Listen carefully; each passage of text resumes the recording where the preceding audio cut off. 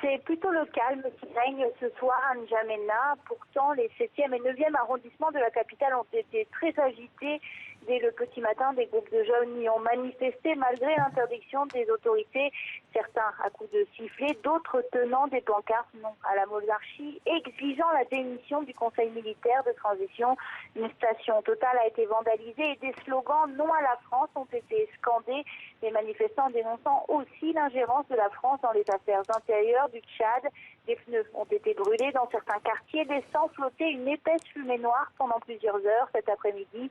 Les forces de l'ordre et de sécurité ont vite dispersé les manifestants à coups de nombreux gaz lacrymogènes.